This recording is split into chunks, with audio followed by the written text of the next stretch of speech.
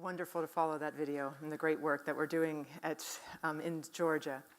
Today I have the opportunity to share with you the importance of creating a positive learning climate where social emotional engagement is a fuel for the child's learning.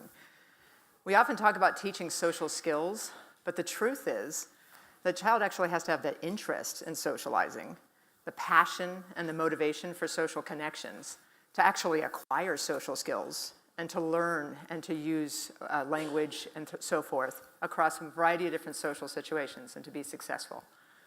We often think that social skills develop as a result of brain development, but it's actually the other way around.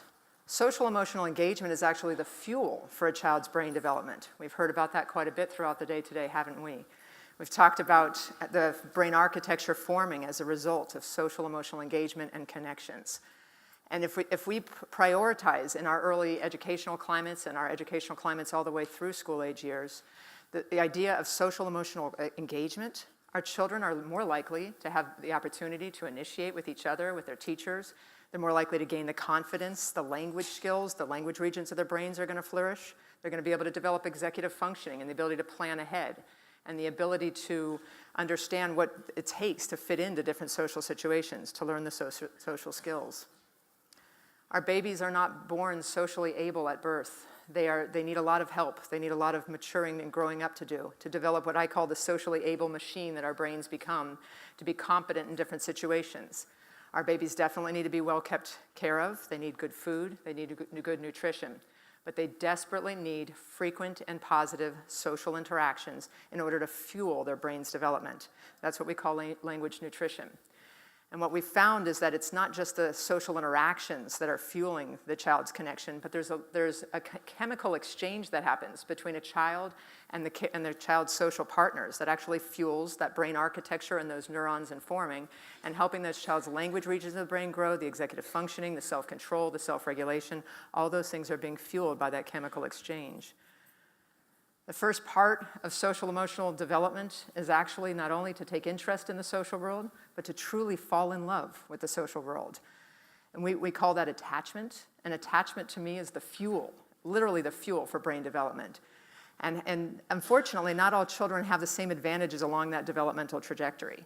Some of the children we know have what I call a genetic advantage plan. The genetic advantage plan shows that when a child is interacting with the caregivers and their teachers and their peers, that they're actually getting sort of firing in the social regions of the brain that release something called opioids and dopamine. And even if you're not an MD, PhD, opioids and dopamine sounds great right now, doesn't it? It's the fuel for social and emotional engagement. It's the fuel, right? But genetics alone don't do the trick. We need more than just genetics. We need climate. We need the positive, emotional, nurturing and setting that all of our children need. And in that climate, there's more chemicals, if you would believe, that between a child and his or her caregivers, the warm and nurturing words that we give our children, the teachers and children, the peers and their teacher, there's something called oxytocin. It's a hormone. And it's a pheromone that's transferred between caregivers and their child, and we're all giving a little of it to each other right now, and stimulating each other. And what happens when you put your oxytocin on top of your opioids and your dopamine? You get what I call an oxytocin mixed cocktail from heaven, okay? So an oxytocin mixed cocktail from heaven, what does that do for you?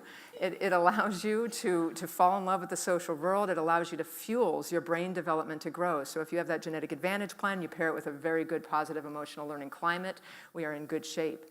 Some children are born with genetic differences, as we talked about earlier when Dr. Klin was speaking. He said children with autism, for example, have less response to the social stimuli around them. They may not get as much of the opioids and dopamine in the social regions of their brain, and that's what we're learning about the genetic differences. They may not also receive that oxytocin. There's oxytocin receptors in the brain that are sort of closed for business. So there's a difference and a barrier toward achieving the most important first milestone is falling in love with the social world. We need to be aware of this. We need to make sure that that's the utmost priority. There also are those children that have the genetic advantages when they're born genetically, but they don't have the advantages environmentally and in climate. They don't have the warm and nurturing and the frequent positive social emotional connections that fuel that social brain growth. They won't get as many oxytocin cocktails, will they? And if we don't have that, if you have the barrier of either environment or a genetic vulnerability like autism, those barriers are going to cause a challenge en route to social and emotional competence. We need to be aware of this in our early educational climates and in our school-based settings. We need to make sure that we're fueling positive social and emotional engagement for all children. Once a child is falling in love with the social world, the other regions of the brain get to flourish too. A child has so much to say. They're communicating at such high rates now because they have those oxytocin cocktails. They've had a warm and nurturing environment that they start communicating so much they burst with language. And words begin to emerge. Now they have something to say. And when words emerge, it's important that we understand that it's not just any old words. It's words to connect that child with people. And that fuels the child even more. It also fuels the language hemispheres of the brain to start to grow and create. What words am I talking about? People's names and verbs. While all too often we talk a lot about nouns and how all these academic concepts, we need to go after people's names and verbs. I do hope, for example, this child's not saying, "I want yellow block, please." I hope he's saying, "Max do," "Max play," and he's connecting and using language to connect.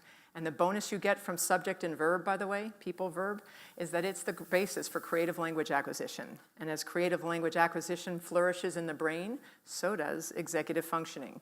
And what we mean by that is that now that you've fallen in love with people, you've developed creative language skills that involve people's names and verbs and complex sentence structures, you have the executive functioning when you go off to school to plan ahead. And if you're planning ahead and you've been that in love with people, you've been high off of oxytocin cocktails since you were like 2 months of age, what you're going to do is plan ahead to maintain relationships over time. And if you're maintaining relationships over time, you want that relationship. What you're going to do is you're going to think, what is this child like? What is this teacher like? What do people like around me? I'm going to start fitting in. I'm going to start learning the social rules. I'm going to start, learning social skills. And social skill development starts to flourish, and that child will start to succeed in a range of social settings. How do we support that growth is a critical question for every one of us, for caregivers, teachers, and anyone who interacts with children on a daily basis. One of the most important parts of that is knowing these milestones. All too often I go into situations where people are trying to teach social skills to a child who doesn't even find much interest in the social world, doesn't even like the people in the room around him, certainly doesn't have the complex language skills to be able to collaborate and communicate. Why are we teaching this child social skills? We need to fuel attachment. We need to fuel engagement and relationship. And that's an important part of understanding what makes for a good climate, is a climate that's aware of different milestones in social emotional development. The other part of the formula is to remember that when we interact with a child, whether we do so in a home environment or a school environment, that we're creating a universal design for learning that's respectful of the fact that we always need to keep people at the center of the situation. And so the first part of universal design for learning is my favorite, and that's fostering engagement. We go into a situation where we got to teach academics, reading and writing and math and all those wonderful skills. In this situation, for example, the teacher's trying to do a group reading activity. All too often I see we're trying to get children to behave and sit quietly during group reading. My challenge that I give all of us out there is we know about the fuel of social emotional engagement. Instead, let's offer an invitation to the children. As we read the words, let's invite the words to come alive. Jump off the paper into the hearts of those children. Have them act out the story as you're reading it to them. Have them do it in parallel with their peers so we can fuel all that oxytocin cocktail while we're reading. Let them fall in love with the written word. We also need to provide information in multiple ways to make sure that we use not only verbal language, but visuals, role play, rehearsal. We need to make sure our children are comprehending the dance of social interaction.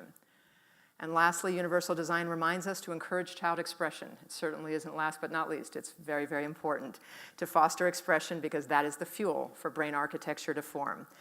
So as I conclude, to end on this note, what we need to do in terms of providing a positive educational climate, if we embrace this notion of social emotional engagement, we can help a child's love of learning grow and flourish and help them get reading by 3rd grade. Thank you.